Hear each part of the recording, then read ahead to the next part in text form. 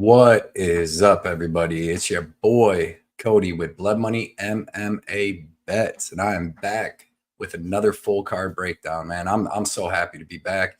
Had my little 2-month break. Got to have the best summer of my life with my daughter and my family. Went on like 5 different little mini vacations. Went kayaking last week. Went all over the place, man, and spent a ton of good time with my daughter and the whole family. And it was just a good time, well needed.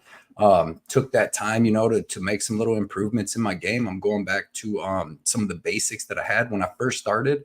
I just wanted to win a unit a week, and I was betting like 1 to 2.5 units. I'm trying to win a unit a week, and it was going well. I was up like 120 units, and then somewhere along the lines, you kind of start getting greedy. You get good, and you can win some money. So I'm betting like 3.5 units per fight, and at the end, I'm having like 19 to 20 units on each fight, and I'm going to cut that back. I'm going to go back to my 1 to 2.5 units and make smart bets, and try to win 1 unit a week. If you can win 1 unit a week, that's 50 units a year, in the positive.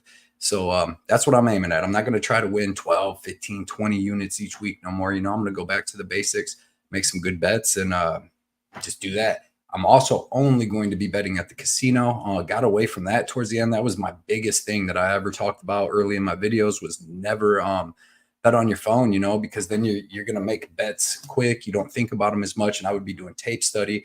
I like this, without a ton of information, other information going on outside the cage, different stuff, make the bet right there. And I like on my phone, but I like when I can just go to the casino, take all week to place my bet and then really think it out. Even that hour ride to the casino is awesome because I use that whole hour to think out everything, and pick the good bets. So we're definitely getting back to that. And I'm not going to chase as many dogs and just crazy parlays and stuff like that anymore. It's going to be all legit good bets. Like I said, I feel refreshed. I'm glad to be back. I did my tape study for this UFC 305, and I felt good about it. It was good. It was fun again. So I just want to say, everybody, please hit that like button for me. Subscribe if you haven't, and leave a comment. I'm going to need to help the algorithm. I definitely probably lost my spot in the algorithm. Like I said before, my spot in my daughter's algorithm went way up. It's going to be like that for life. So appreciate everybody that's coming back to watch this, that stuck with me. Shout out to everybody on my Patreon that stuck through it with me and was fine with me taking this little break. Very encouraging. And I'm going to be placing my bets on there. If anybody wants to check out my Patreon, the link is in the description. That's where I post all my early bets, a bunch of different content, a bunch of different bets, my 10 best bets, put out a layer cake parlay, all kinds of different stuff. So it's a ton of extra content. It's just a way to support my channel. So it's fun. It's a fun place. And then I just want to say, everybody check out our Defend Your Unit show on Wednesday for me and Johnny K Picks. We're going to be putting out our live show on Wednesday. And we're going to be doing try out some new shows and different stuff like that. And hopefully we're going to be able to go back to our pre-shows on Saturday because unfortunately I got another hernia. So I'm going to have a hernia surgery, which would be my 3rd one. And it's my 4th surgery like that in like 5 years. So, but I will have a hernia surgery coming up. So I'll be off work for like 6 to 8 weeks and I'll be able to do stuff on them Saturdays. So I'm super happy about that. I'm just super happy to be back, man. I promise you're going to get the best blood money you ever got. Feel good about the fights, the bets I'm about to put in tomorrow for 305. I'm doing this early, so UFC Vegas 95 hasn't even happened, but I hope everybody killed it on that. But with all that being said, let's get into these fights, man. Let's check these fights out. So first fight of the night for UFC 305, Adesanya versus Strickland, is Stewart Nicoll versus Jesus Aguilar. And this should be a pretty good fight. It's Stewart Nicoll's the #1 flyweight in Australia, and he's pretty good. I watched a bunch of tape on him. He's fought a lot of low-level guys, but he's looked good in his wins. He's got decent striking with powerful leg kicks, okay power in his hands, but he's a grappler, man. He's got pretty strong wrestling. He's got really good jiu-jitsu. He's got good ground and pound. He likes to pressure you against the cage, and if you can't get the takedown, he's still just going to hold you against the cage, burn some time, wear on you, and he'll keep chain wrestling and eventually get that takedown. And he's got really good ground and pound. You see he's finished a lot of guys with ground and pound, rear naked chokes and stuff, and he's doing a lot in the first round because he's fighting lower-level guys. Even the last guy was 5-0, but he was a dude from Japan that was not good at all. He's basically just a striker. But the kid's good. He's got good cardio. He's very tough. He's undefeated. Like I said, he's the #1 flyweight out of Australia now that Erceg's out of the business of being on the regional scene. But he's fighting Jesus Aguilar, who's kind of a lot like him, man. He's just going to throw powerful punches standing. He wings them. Shannon Ross found out the hard way about that when he got knocked out cold. But yeah, he wings power leg kicks, power punches, and just wants to get into the clinch and wrestle you, man. And he pushes a crazy pace. He's got decent wrestling. He lost to Mateusz Mendonça. I don't know how they gave that fight to Aguilar, man. He clearly lost the first and third round, but he fought tough. He landed some big shots, decent wrestling. He kept getting reversed, but Mendonça is a big dude. But he's got a really good guillotine. You see, he's got a win over Edgar Chairez back in the day in the 5th round by guillotine with 19 seconds left. So you know he's got cardio, he's got toughness, but he's pretty one-dimensional. Like I said, winging them power punches, decent wrestling, decent jiu-jitsu. This is a tough fight to call because Stewart Nicoll is very unproven. Jesus Aguilar is at least decently proven, got some UFC level wins.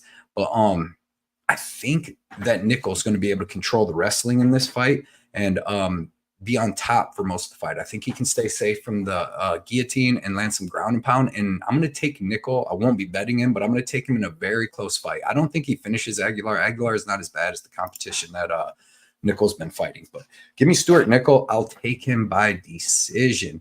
Next fight is in the men's lightweight division. We got Tom Nolan versus Alex Reyes, the brother of Dominic Reyes, man. It's crazy. He's a 155er. Dominic's a big 205er. That would suck to have that DNA dump. But Tom Nolan, man, he's a big dude. He's a 6'3", 73-inch reach at 155, which is huge. 24 years old, out of Australia. And this kid's dangerous, man. He goes from the opening bell trying to knock you out, knock your head off. He's throwing big punches, big kicks, big knees, man. His knees to the face and the body, step in and from the clinch are phenomenal. That's what he was hitting Martinez with, some big knees before he ended up getting him out of there with the ground strikes.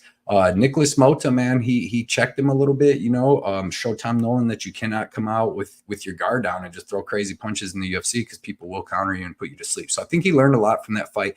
Looked great on his fight on Contender Series against Bogdan Grad, knocked him out and knocked him out cold. And he's got KO power in both hands. He throws a ton of front kicks. He can be taken down. He was taken down earlier on the regional scene, but he'll work his way back up. He's got phenomenal cardio, and he's just constantly in your face, trying to finish you. So I'm going to take, Alex Reyes, who's 13-4, 37 years old, and he's only got one fight in the last 8 years. Before he took his little break, he had fought Mike Perry at 170 and got knocked out. That was in 2017. So now he had all these canceled fights and stuff and just didn't fight. And then finally fought Charlie Campbell in 2023, got knocked out. Mike Perry knocked him out. Before that, he was on a nice little win streak over low-level guys in the regional scene. But, he was in his early 30s, late 20s, early 30s then. But he's got decent striking. He moves around. He's going to throw some decent kicks. He's going to throw some decent power. Super hittable, though. He's very easy to counter. You've seen Charlie Campbell hit him with every single thing he threw.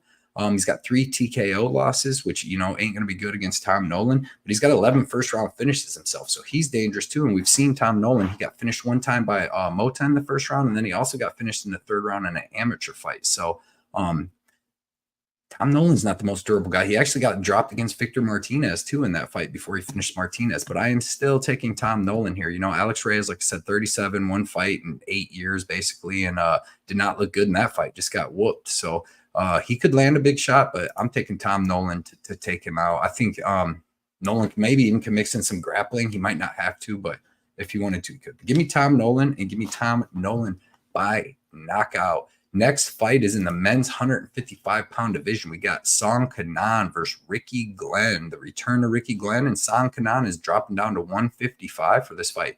Then fighting at 170 against guys like Ian Gary and Kevin Jousset. So, this would be a warm welcome to go down to 155 and fight Ricky Glenn. But Song Kenan, man, he's a decent fighter. He's well-rounded. He's got good leg kicks. He takes leg kicks. Like, he does not check leg kicks, but he's tough enough to get through them unless he's fighting Ian Machado Gary.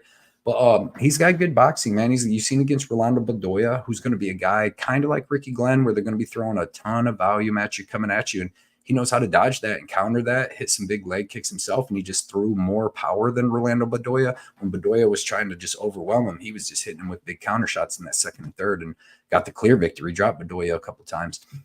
And his wrestling, his jiu-jitsu and wrestling checks out. Ricky Glenn, he has not looked good since he's come up to 155. He knocked out Joaquim Silva right away because Silva came out and fought him like a crazy man. And he was able to put Silva out. But before that, he had lost to Kevin Aguilar at 145. Takes a little bit of time off and comes back and fights Silva. He took about 3 years off, fought Silva, got that win and looked decent. Come back against his fight against Grant Dawson, got dominated for the first 2 rounds. Dawson gassed in the third, and he almost finished him and got the draw out of that. But man, since then, he took about 2 more years off, 1.5 years off. He came back. Christos Giagos, put him in the shadow realms with the left hook, and he doesn't put anybody in the shadow realms. And then he came back against Dober, which was crazy after fighting Giagos and getting knocked out to get Dober, and he ate another left hook KO. So we seen the left hook of Kenan Song's tough, man. That's what he hit Ian Gary with and dropped him. So I'm taking Kenan Song here. I think he looks good at 155. I don't really like that he's 34 dropping down to 155. But he's still got that durability and the toughness to beat Ricky Glenn, keep this fight standing, and just be way faster than Ricky Glenn. So, like I said, Ricky Glenn's 35 years old. He hasn't been looking good, and he hasn't been fighting much. And when he's fought, he's been getting knocked out. So give me Kenan Song, and I'm going to take him by KO also. Next fight, this should be a really good fight. It's in the men's featherweight division. We got Jack Jenkins versus Herbert Burns. Herbert Burns is a late replacement in this fight. I forget who Jack Jenkins was supposed to fight that got canceled. And it was Gavin Tucker, which would have been a decent, good fight. But now we got Herbert Burns stepping in, the brother of Gilbert Burns.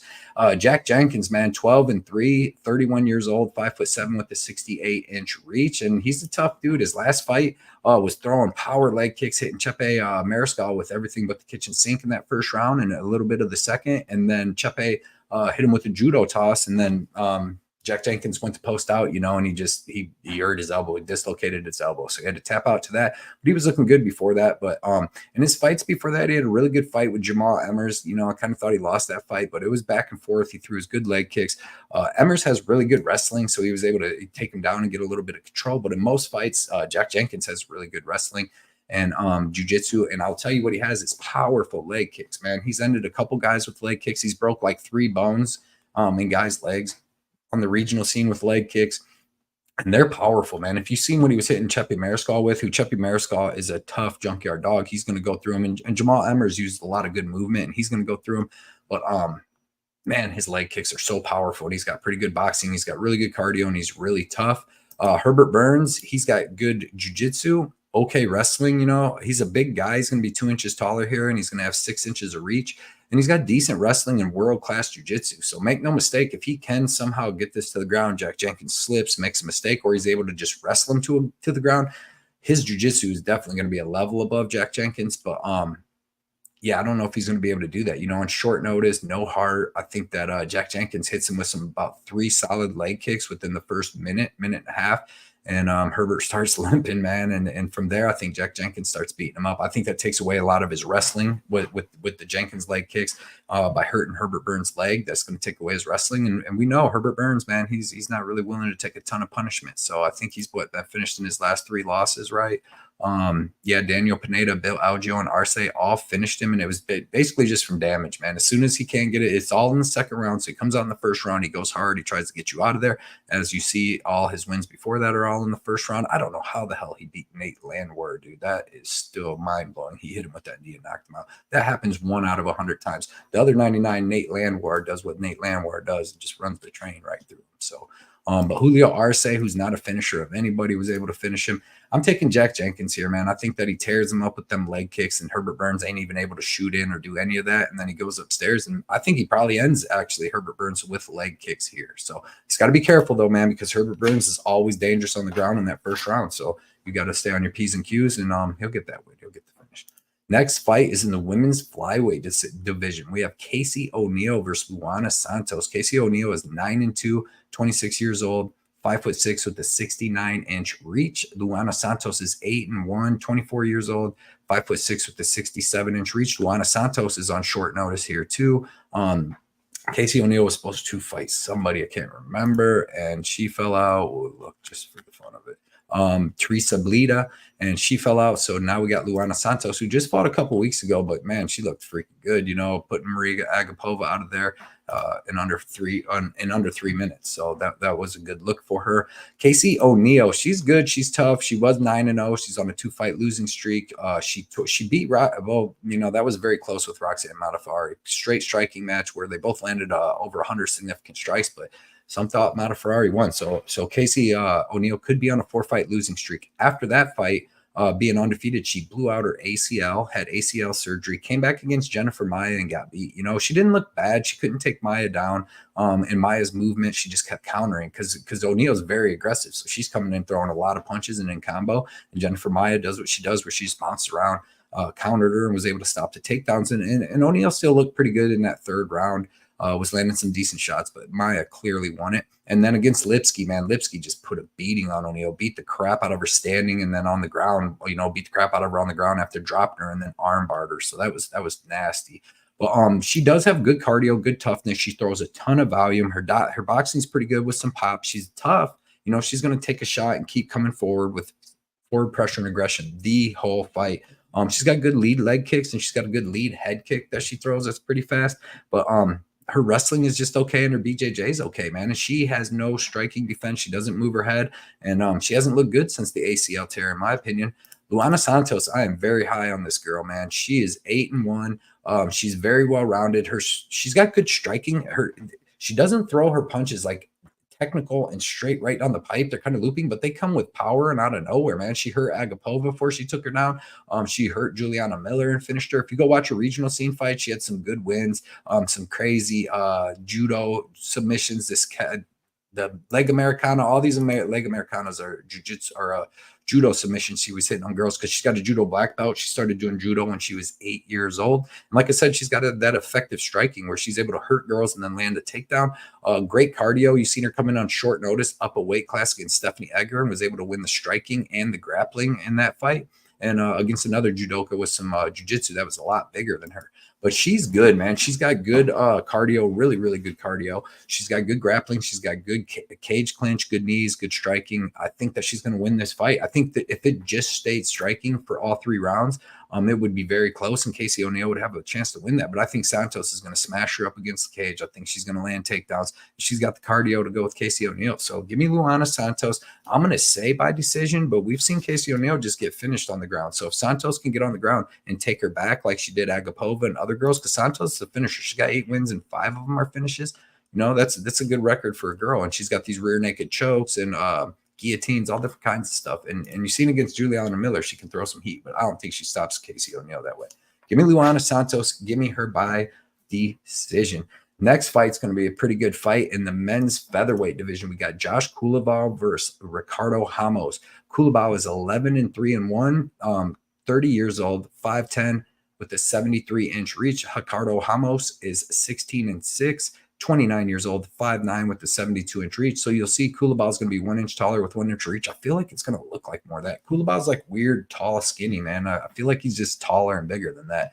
And Ramos used to fight at 135. So, but Culibao, man, I actually like his style. He had a very tough fight against Danny Silva, who we're going to find out is a bad dude, man. Danny Silva is a tough guy, man. And he had a tough fight with him, and then he had a really tough fight with Lerone Murphy. It was back and forth, and the Lerone started taking over towards the end when he was kind of hurting Culibao, but Lerone Murphy is on a path to fight for the title here soon. Had a good fight with Bagdasarian, showed his heart because he got his nose broke in the first round, kind of got beat up, and then took advantage of a slip by Bagdasarian from a strike and took his back and choked him out. Had a good fight with Sung Woo Choi where he hurt Choi multiple times and was able to beat him up. Won that fight with Shailene Nurdenbecki, which I really like because he showed great takedown defense in that fight, stuffed all the takedowns from Nurdenbecki when Nurdenbecki goes so hard in the first round, and he was able to survive all that and take over in that second and third and beat him with striking. Had a good fight against Jourdain. I really like Culibao's striking, man. He's smooth switch stance striking, good power in both hands, and he throws a ton of kicks, teep kicks to the body, goes up to the head, powerful leg kicks. He's constantly switching stance, coming forward and just throwing stuff at you, man. I really like that. Ricardo Ramos, he's got good wrestling. He's got good jiu-jitsu, offensive jiu-jitsu. His defensive jiu-jitsu is terrible, man. You've seen him getting choked out by Julian Erosa and Charles Jourdain in his last 2 fights, which was wild. He's got some flashy spinning stuff. You've seen him knock out Danny Chavez with the spinning elbow. And back in the day, actually got Almain Zahabi with a spinning elbow too in a very close fight at the end of that third round. Got a good win over Ko Young Kang. He's fought good competition. Saeed Nurmagomedov, Lerone Murphy himself. He got finished by Murphy the first time it turned bad. Murphy ground and pounded him out. But he's a well-rounded guy. I didn't think he beat Bill Algeo either. He landed some takedowns. That fight, if it was scored on the criteria of damage now, Algeo would win. Because Ramos had like 6 takedowns, but he didn't do anything when it was standing. And he was gassed after like a round and a half. But Algeo couldn't do nothing. That's why I've been betting against Algeo a lot lately, because he really didn't look good in a lot of his fights, except maybe like Burrito. But yeah, man, I like Culibao here. I think Culibao is bigger than Ramos. I think he's going to use that size to keep this fight standing. And even if he gets taken down, he can survive and get back up. And I think when it's on the feet, his volume and his accuracy and power is going to be a lot for Ramos. I don't know if he finishes Ramos, because Ramos is very tough and he seems to get finished by submission. So I don't know if Culibao is going to do that, but I do like Culibao a lot in this fight, and I really do think that he gets this done. Next is going to be a crazy weird fight, man. We have in the heavyweight division, where did it go? We have Junior Tafa versus Valter Walker. Junior Tafa is 5-2, 27 years old, 6'3" with the 72-inch reach. Valter Walker is 11-1, 26 years old, 6'6" with the 81-inch reach. We know Walker is Johnny Walker's older brother, but he fights nothing like him. He's a grappler and not really a striker at all. He's a huge dude. He's going to have 3 inches of height here, and he's going to have, 9 inches of reach, which is crazy.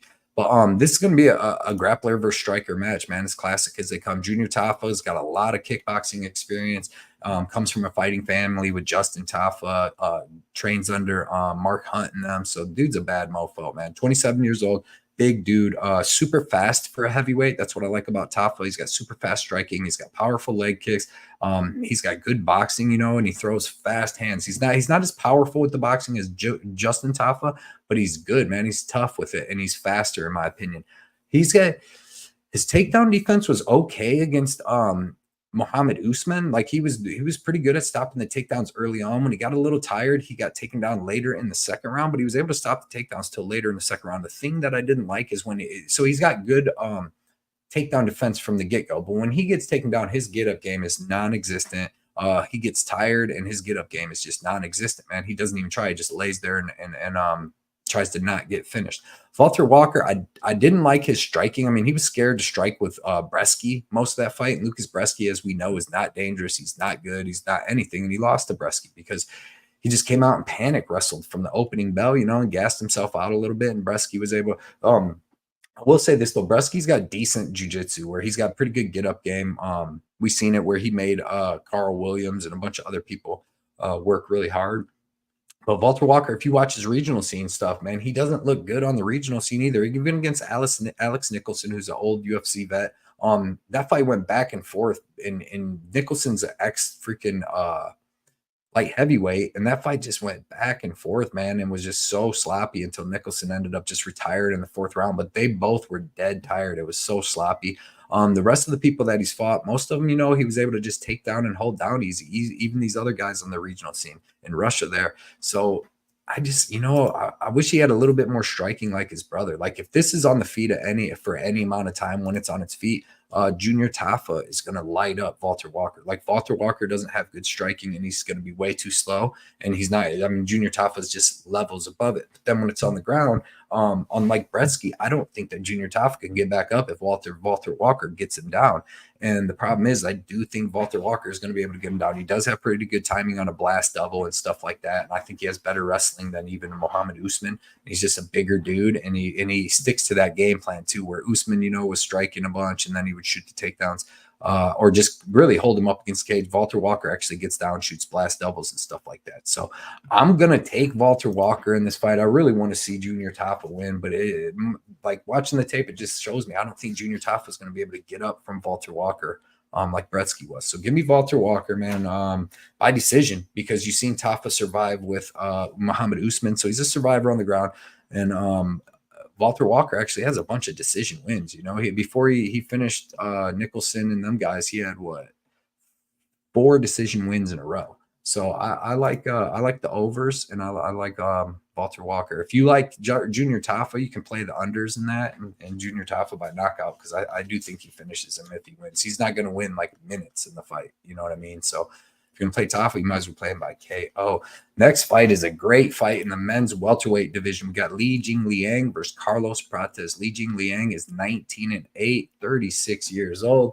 6 foot with a 72-inch reach. Carlos Prates is 19-6, 31 years old, 6'1" with a 78-inch reach. And this is going to be a great fight, man. I watched Prates fight live in Louisville against Charles Radtke. Man, he looked good. You know, that was a performance. But Jingliang, this is a tough fight for Prates because Jingliang has never been finished in his life. And from what I've seen, like, it seems like Prates is finish dependent in a lot of his fights. You know what I mean? Because he doesn't throw like a lot of volume. But when he does, you know, he's hurting guys. But yeah, the Leech, man, he's a well-rounded guy. He's got good. He's going to have better wrestling in this fight because Prates is a Muay Thai guy, so he's going to have better offensive and defensive wrestling. He doesn't use it that much, and I don't know if he'll really be able to use it in this fight. Prates hasn't shown like terrible takedown defense. I know he got taken down on the Contender Series against Mitch Ramirez, but yeah, I don't know. I don't know if, you know, that's not really Jingliang's game, but he is a good striker, and he's got KO power in both hands, man. You've seen him with that left hook, put Ponzinibbio Santiago out, and then he right crossed Muslim Salakau out. So Mullum, what is going on? It's been a minute since I've done these. Muslim Salakov, he put him out with the right hand. So, you know, he's got power in both hands, left and right. And he's very durable. Like I said, never been finished. And he's been in there with some very good strikers like Lizu Zaleski, Ponzinibbio, Salakov. You know, Daniel Rodriguez, he's not the most dangerous. He's a good striker. But he's been in there with some good guys, man. And he was able to survive them all. That's why this is a tough fight for Prates, man. Because Prates, he's an excellent Muay Thai fighter, man. He's got, dude, his step-in knees are so dangerous because he's so tall, long, and skinny. He's fighting out of Fighting Nerds, which is like, you know, one of the up-and-coming camps in the world right now for sure. But he looked phenomenal against Charles Radtke. That knee to the body was sick.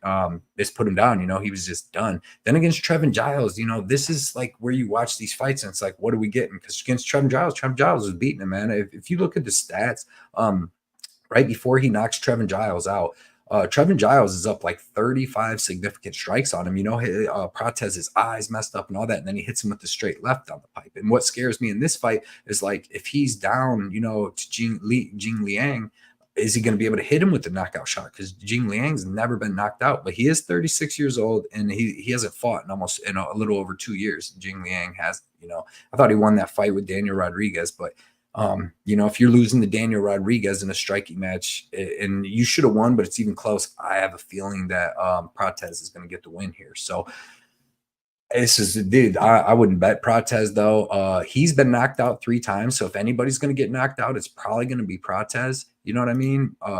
Just because he's shown less durability than Jingliang. But I'm gonna go with Prates. I'm gonna go with the up and coming star. He's gonna have a little bit of height, a little bit of reach on him. I like them knees to the belly. Maybe that'll be the first thing that could end Jingliang because we haven't really seen him get work to the belly. So I'm gonna take Prates, and I'm gonna say by decision. I'm gonna say, you know, if this fight stops, I feel like it would be Jingliang because he's knocked out some really tough people, and Prates has been hit and knocked out before. So that's a very tough fight, and that's one of the more fights I'm looking forward to on this a lot. Next fight is in the men's lightweight division. I'm definitely looking forward to this. We got Mateusz Gamrot versus Dan Hooker. Mateusz Gamrot is 24-2, 33 years old, 5'10" with a 70.5-inch reach. Dan Hooker is 23-12. 34 years old, 6 foot with a 75.5-inch reach. Mateusz Gamrot, man, his striking's improving every fight. People can say what they want about his striking, but it looked good against Fiziev, and it looked good against Dos Santos. He did get dropped bad in that first round and hurt by Dos Santos, which isn't the best look. We've seen him get dropped a million times, if we're going to be honest. Turner dropped him a couple times. Sarukian dropped him. I think Kutaladze did, but Dos Santos did. You know, pretty much almost every fight he's in, he gets dropped. Benio Dariush dropped him. But, you know, he survives, man, and then he just grabs legs and he gets you down. He keeps wearing on you, chain wrestling. I like that about him. He sticks to a game plan. His single leg is freaking world class. His jiu-jitsu is pretty good. He seems to have trouble getting the legs in, sometimes getting the hooks in and holding guys down. That's why he's getting like 12 takedowns in a fight. But if they get back up, he just takes them back down, man. Like I said, I like his improving striking, and I really like his cardio and the fact that he sticks to a game plan. That's good fight IQ. He is susceptible to knees, and as we know, Dan Hooker has some phenomenal step-in knees and even flying knees. But man, his knees are always going to be there when Mateusz Gamrot's shooting it. So that's my biggest worry in this fight. Because you see, well, who was it? Jim Miller. I know he hit Jim Miller with that knee, and he hit somebody else with the knee too and knocked him out. Jim Miller with the knee. Oh yeah, Ross Pearson with the knee. And I want to say when he beat Gilbert Burns, he hit him with the knee before the punches came in. So he's got some pretty good wins. What happened to my mouse? He's got some pretty good wins at 155. My bad. He's got some pretty good wins at 155. You know what I mean? Beating Jalen Turner. He beat Jim Miller back in the day, Nazareth, Claudio Pujelas, not the greatest win, but Paul Felder, Iaquinta, all them guys are good wins, man. But lately he hasn't been looking the best. I mean, they had that crazy fight with Poirier, and that he took so much damage, and that came back against Chandler, you know, only 5 months later. Or 7 months later, you know, and takes one of the first knockouts he had took for a while, wrestled against Nazareth, came back against Islam, you know, got worked in Kimura, got finished by Arnold Allen, it was a good fight with Plessis, but he's not good. And then that fight with Turner was awesome too. But Turner just gassed out after, you know, trying to finish him. But this is going to be a good fight. Dan Hooker's got really good striking. He's actually got pretty decent wrestling himself and pretty good jiu-jitsu, but I don't think it's going to be better than Mateusz Gamrot here. I like Gamrot. You know, I think Gamrot's just going to wrestle him, do what he does, keep wrestling him, and then working on him. And I think Hooker's going to slow down and Gamrot will start getting a little bit more control, like in that second and third round. But it's kind of tough to bet him because Hooker's so dangerous. But that was another thing I was looking at when I'm doing my tape study and stuff, is that Hooker hasn't really been – I mean, he finished Claudio Pujelas. He pretty much quit. But other than that, he hasn't really been knocking people out. Like, he hasn't had a knockout win since James Vick, you know, 5.5 years ago, besides that Pujelas one. So it's been a little while, you know, he's been fighting the best people in the world, but I don't know if he's as dangerous as he needs to be to beat Mateusz Gamrot. Next fight is in the men's heavyweight division, and this is a tough one to call. You know, you got Tai Tuivasa at home, 14-7, 31 years old, 6'2" at the 75-inch reach, fighting Jairzinho Rozenstruik, who, you know, is both of these guys it's kind of hard to trust how they're going to come in and fight, because sometimes they look amazing, sometimes they look like doo-doo. But Rozenstruik is 14-5, 36 years old, 6'2" at the 78-inch reach. So you see it just be Rozenstruik with the 3-inch reach. Tai Tuivasa, man, brawler, throws bombs with both hands, super aggressive. He throws out a lot of volume for a heavyweight, and he's pretty fast. He throws powerful leg kicks. You've seen he was getting Volkov with them leg kicks before he ended up getting got. But was doing good, you know, landing big shots, and a lot of people can't take his big shots. Volkov and some of the last people that he's been fighting have been able to take them shots. You know, Pavlovic took it, Volkov took it, Tybura was able to just get him to the ground before he was able to land the crazy shots. And then, of course, Cyril Gane is just one of the best strikers in the world, but he did drop Cyril Gane. So he's a, you know, big, powerful brawler that's coming out there throwing a ton of volume. His offensive wrestling against people that can't offensive wrestle is, you know, looking decent, but I don't think he's going to offensively wrestle here at all. Jairzinho Rozenstruik, kickboxer, you know, he's got some power too. Power in both hands. His jab's super powerful, and then he's got power in his right hand when he lets it go. He doesn't throw that many kicks, but he does have, like I said, his long punches. The thing I don't like him is he can be low output, and he can slow down a lot. And he's usually waiting for other guys to do stuff, which Ty's going to do. But I don't know if Rozenstruik's going to be able to counter him right before he gets hit big. I'm going with Tai Tuivasa here. I'm taking the underdog. I think Tai Tuivasa, if this goes to decision, if it's one of them fights where, you know, Rozenstruik shows up and he's just kind of waiting, Tai Tuivasa is going to throw a lot more volume and hit some pretty big shots. And then Jairzinho might have some moments throughout it. But I really do think Tai can survive Rozenstruik's shots. So I'm actually taking Tai Tuivasa in this. I say he gets it done by KO. We've seen it at Volkov KO Rozenstruik. We've seen Ngannou KO him, coming with just crazy pressure, man. And I think that Tai Tuivasa can do the same.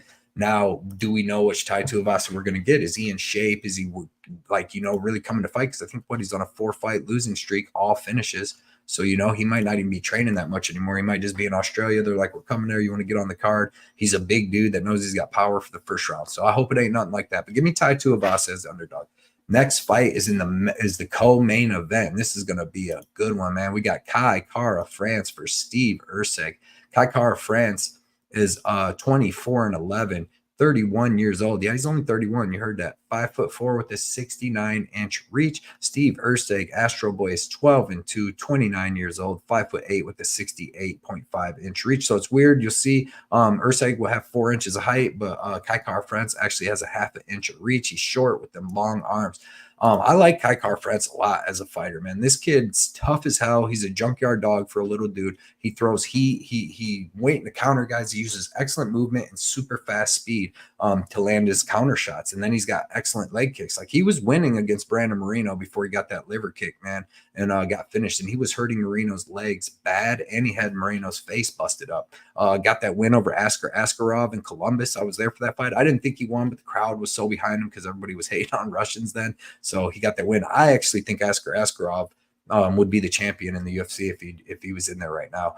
He'd already beat Pantoja, and he beat Pantoja down, dude, for 3 rounds and had some good wins. So if he gets back in the UFC, we'll see what's up. He's still young too.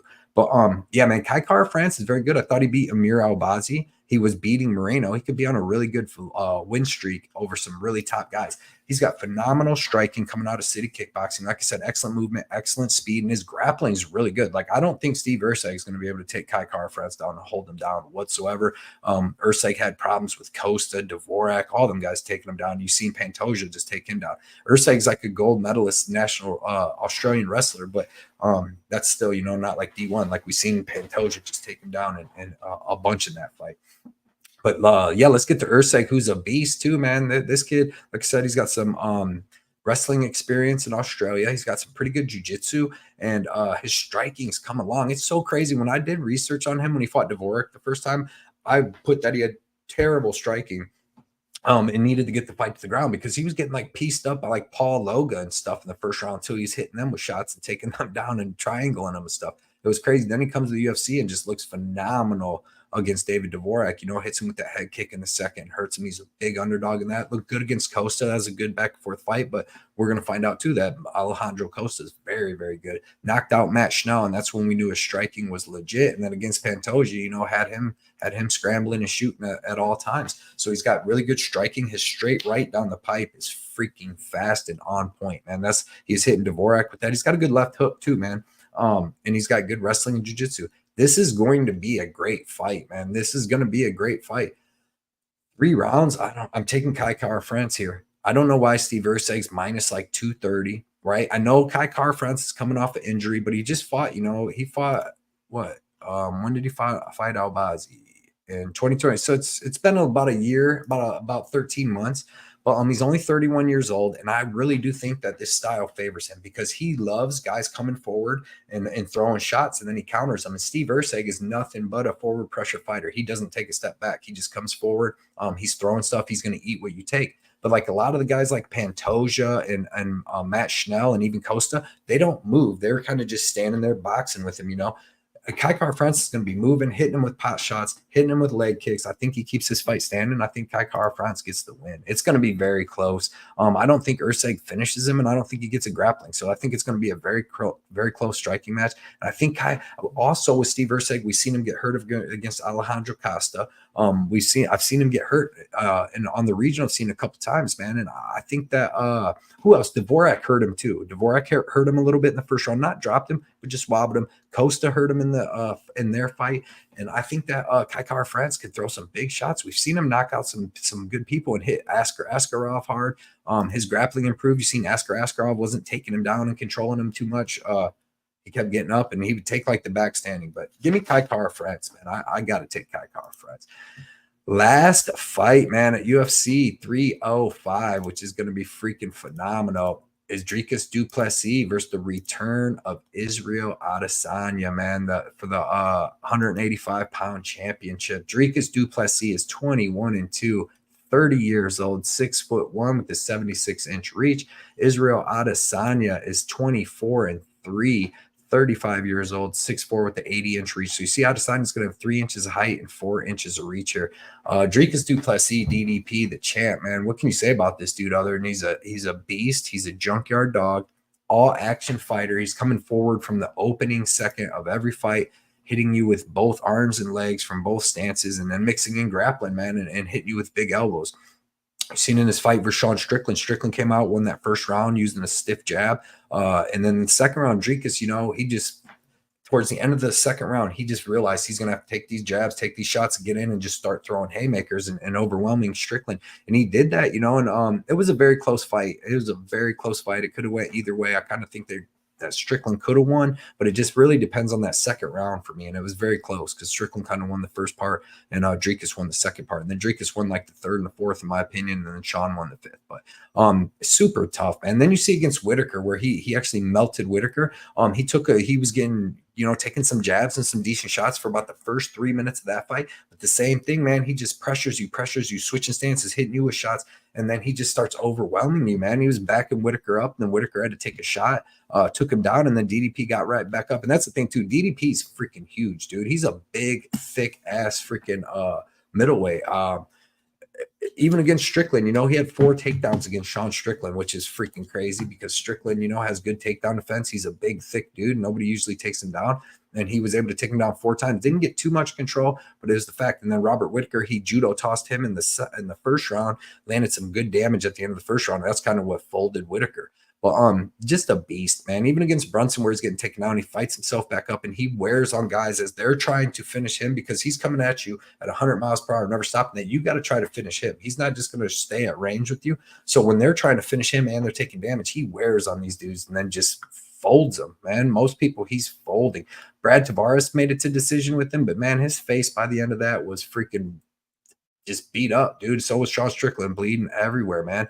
Was able to knock out Trevin Giles, which ain't much, but still, all these guys, Darren Till, Brunson, finishing them guys after them guys trying to do everything they could to him. The Whitaker fight was eye-opening. He had his nose surgery, so he had better cardio and stuff like that. So it was an excellent fight, and that opened my eyes, man. And then against Strickland, he landed the 4 takedowns, landed some good damage, was able to figure out the jab a little bit. So that was a good fight, but he's coming to fight Isreal Adesanya, who's 35 years old now. And I know that besides Bilal Muhammad winning, which I picked that on Twitter, I told people to bet it. Besides Bilal Muhammad winning at 36 years old, I don't think there'd been a guy that won a championship over 35 years old. And I don't even know how long it's been. It was a long time. It's like 0-26 or some weird stats. If somebody has them, you can put them in the description. But yeah, man, what is it? Okay, it sounded like my mic went out a little bit, but yeah, man, Izzy is awesome at distance management. Obviously, he's a world-class kickboxer, but he's got that distance management where he's hitting you with leg kicks, switching stances, hitting you with counters as you're coming in because he's staying way back, keeping this distance. So just like Robert Whitaker did in the first fight, man, where he's trying to dart in, he's getting hit with counter hooks, left hook, right hook, and got put to sleep. And then the second fight, even Adesanya hit him with a couple good hooks because them are the fights I go back to watch with Adesanya. I'm not going to learn much about him with Strickland. I did watch it, but you're not going to learn much because it's a little bit of a different style. But like Adesanya could very well be on a 3-fight losing streak. Like Pereira was going in to finish him in that second fight when he ended up hitting him with that counter right and putting him out. But he could be on a 3-fight losing streak. And I kind of thought Whitaker won that fight. That was a very close fight in that one. And then Kenan just didn't even try to fight him. But Izzy, crazy striking out of both stances. He's got a really wide stance and he's constantly moving. He's just ready to counter you. He doesn't come forward that much himself, but in this fight, he's going to get his chances to counter DDP for sure, especially in that first round, because that's what I've seen too in a lot of his fights, like against Whitaker, especially in the first one. He came out super heavy, man, and was able to get him out of there. But the second one, he came out super heavy, didn't get him out of there, and he kind of slowed down. I feel like he's been slowing down a little bit as the fight's been going in these other fights. So, but the dude's a savage, man. He's so fast and precise in his striking. His takedown defense is pretty good. He hasn't fought too many people trying to take him down. Strickland didn't try to take him down. The only person that really, Whitaker in the second fight, took him down a couple times, but he was able to stop a lot of the takedowns, and he was able to get up pretty quick. Like Whitaker wasn't able to hold him down. I don't think Whitaker's got the best jiu-jitsu. Like when he took DDP down, DDP was able to get back up, but when DDP took him down, he was able to hold him down and get a ton of ground and pound off. But yeah, man, he's got like what Izzy got in this fight that I really like is he's got powerful calf kicks from both stances, like he used against Paulo Costa, and that's kind of good shots to use against guys that are just stalking forward at you when you're moving back and you just hit him with the leg kick while you're out of range, and just keep doing that. He might be able to use stuff like that against Dricus, but I don't like the fact that he can be low output towards the end of the fight. I don't like that he wanted to take a couple years off before he came back, and now all of a sudden he's coming back and fighting out of DDP, you know, like a year after he said that. He said he wanted to take a couple years off, and now he's just back within, you know, 1 year of fighting Sean Strickland, and he's already back fighting DDP. I know he said he had like a little drinking problem and all that stuff. So, with him, could be 0-3 in his last 3 fights, all the out of the octagon stuff going on. And I think Dricus du Plessis, man, being 30 years old in his prime, I'm going to say he's going to have a grappling advantage. I think he can use a little bit of grappling in this fight. I'm taking DDP. Everything's got momentum on him, man. He's been winning all of his fights. He's looking better and better each fight. Cardio looking better now that his nose is cleaned up. He's going to have the grappling advantage if it goes there, which I think it can. Just a lot of stuff going on in advantage for Dricus du Plessis. And I love Adesanya. Man, he's getting a little older. Like I said, all the personal problems. He hasn't been looking near as good, especially against Strickland. Like, what the hell was that against Strickland? You know, that was a terrible look. He got pretty much dominated all 5 rounds in that fight. And Dricus is going to be coming forward like that. But first round is going to be crazy, dangerous for Dricus if he comes forward all crazy. Because he can definitely hit him with some crazy shots, put him out. Put Pereira out. If you can put Pereira out, then you can definitely put him out. But I'm going to say that Dricus du Plessis keeps this reign going, man. I'm going to say that he's able to get his wrestling going and get some grappling going. And by the second or third round, as Izzy's slowing down, he's going to keep putting that pace and pressure on him. And I think he can land some big shots. I don't know if he gets him out of there because, as we know, Izzy is as tough as they come. But if he got Robert Whitaker and all them out of there, he definitely has a chance to get Izzy out of there. But give me Dricus du Plessis for the win. And it's going to be a good fight, man. I appreciate everybody checking this out, man. Like I said, please hit that like button. Please hit that subscribe button for me. And drop a comment. Help the algorithm out so I can get back into algorithm and get more people, you know, to hear these breakdowns, because I think they're pretty good. But super happy to be back, man. I can't wait to see you guys. I'll see you guys live on the Defend Your Unit show on my channel on Wednesday, man, with Johnny K Picks, my boy. And we're all going to break it down and we'll chop it up and have some good banter, man. So appreciate everybody. I will see y'all later. My mouse broke during the thing, so I have to use this.